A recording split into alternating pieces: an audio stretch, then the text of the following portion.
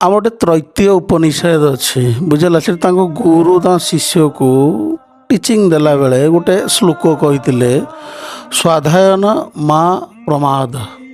ତାକୁ ଯଦି ଆମେ ଡିକୋଡ୍ କରିବା ଆକ୍ଚୁଆଲି ହେଉଛି କି ପଢ଼ା ଲେଖା କଲାବେଳେ ଆଳସ୍ୟ ଜମା ନ ରହିବା ଦରକାର।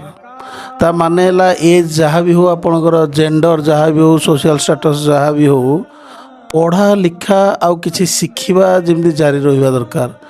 ଯେତେ ପଢ଼ା ଲେଖା ଶିଖିବା ଜାରି ରଖିବେ ସେତେ ଯୁବା ରହିବେ। ମୁଁ କହିନି, ମୋ ଉପନିଷଦ କହିଛି।